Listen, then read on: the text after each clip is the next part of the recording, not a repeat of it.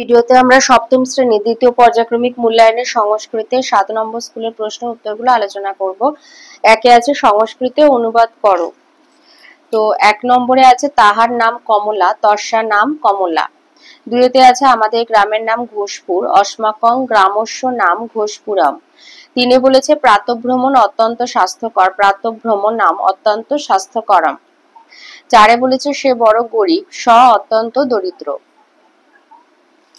২তে দিয়েছে বঙ্গানুবাদ করো, বলেছে একদা কশ্চিৎ কাকো তৃষ্ণার্ত ভবতি স্ম, স জলায় ইতস্তত বিচরতি স্ম, সহসা স জলপূর্ণম কলসম পশ্যতি স্ম।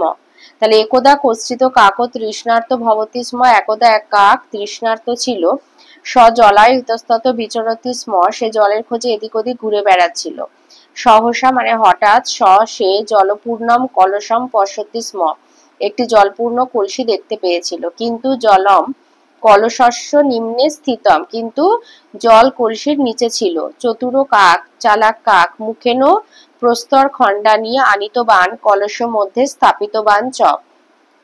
কাক চতুর কাকটি তার ঠোঁটে করে পাথরের টুকরো এনে কলসির মধ্যে ফেললো।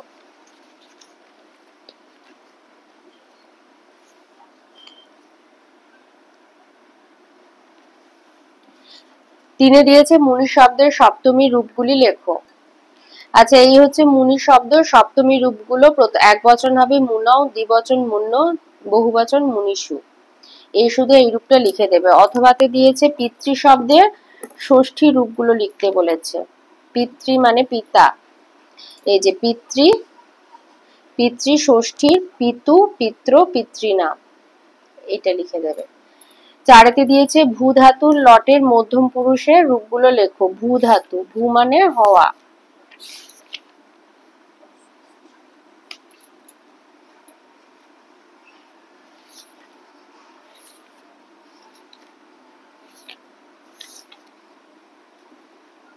বলেছে এখানে লট, লট মানে বর্তমান কাল, মধ্যম পুরুষের রূপ। এই যে ভূ ধাতু, লট মানে বর্তমান কাল, মধ্যম পুরুষের রূপ ভবসী, ভবথ, ভবথ। ভবথ মধ্য মানে দ্বিবচনে বিসর্গ, বহুবচন শুধু ভবথ। অথবাতে বলেছে ভূ ধাতু লৃটের উত্তম পুরুষ। এই যে লৃট মানে ভবিষ্যৎকাল, উত্তম পুরুষের ভবিষ্যামি, ভবিষ্যাব, ভবিষ্যাম। ৫-এ দিয়েছে স্বরবর্ণ কাকে বলে, উদাহরণ দাও। লিখবে যে সকল বর্ণ অন্য বর্ণের সাহায্য ছাড়া স্বাধীনভাবে উচ্চারিত হতে পারে তাদের স্বরবর্ণ বলে। স্বরবর্ণ 14টি বলে অ আ, হর্ষ দীর্ঘ, দুটো রি আছে সংস্কৃতে, দুটো লি, এ ওই ও, লিখে দেবে।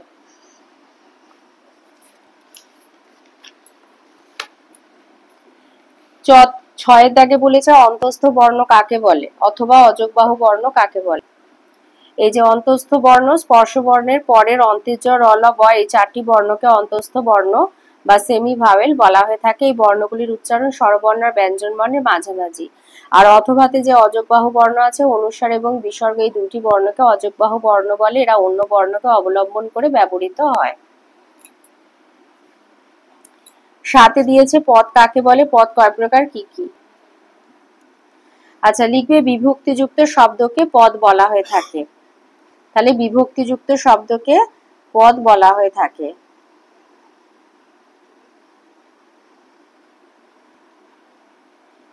আচ্ছা, সংস্কৃতে পদ হচ্ছে দুই প্রকার, একটা হচ্ছে সুবন্ত আর একটা হচ্ছে তিঙন্ত। আচ্ছা, সুবন্ত পদ হচ্ছে তোমার সু, ও, যশ প্রভৃতি সুবিভক্তি যোগ করে শব্দরূপের মাধ্যমে যে সকল পদ গঠিত হয় সুবন্ত। আর তি, ত, সন্তি, তিং বিভক্তি যোগ করে ধাতুরূপের মাধ্যমে যে সকল ক্রিয়াপদ গঠিত হয় তাদের নাম তিঙন্ত পদ। সুবন্ত বিভক্তির সাহায্যে বিশেষ্য বিশেষণ সর্বনাম পদ গঠিত হয়, আর তিঙন্ত বিভক্তির দ্বারা গঠিত হয় ক্রিয়াপদ। তাহলে পদ হলো দুই প্রকার, এখান থেকে এতটা লিখে দেবে। 4-এ দিয়েছে ক্রিয়াপদ কাকে বলে, ক্রিয়াপদ কয় প্রকার এবং কি কি। লিখবে যে পদের দ্বারা কোনো কিছু করা বা হওয়া বোঝায় তাকে ক্রিয়াপদ বলে, যেমন ভবতি, গচ্ছতি, পঠতি, লিখতি, তিষ্ঠতি। আচ্ছা, ক্রিয়াপদ লিখবে, ক্রিয়াপদ হচ্ছে দুই প্রকার, সমাপিকা ক্রিয়া আর অসমাপিকা ক্রিয়া। এখানে কি কি বলেছে শুধু, তাহলে ক্রিয়াপদ দুই প্রকার, সমাপিকা ক্রিয়া আর অসমাপিকা ক্রিয়া। আচ্ছা, 9তে দিয়েছে তরপ তমপ প্রত্যয় যোগ করে শব্দ গঠন করতে বলেছে। অনুপ্রিয় আর বৃহৎ। তো তরপ হচ্ছে তর, আর তমপ হচ্ছে তম হিসাবে, অনুতর অনুতম, প্রিয় প্রিয়তর প্রিয়তম, বৃহৎ বৃহত্তর বৃহত্তম।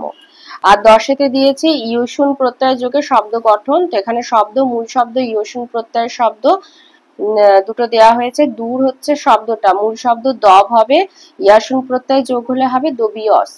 পটু পট পটিয়স, ক্ষিপ্র ক্ষেপ ক্ষেপিয়স।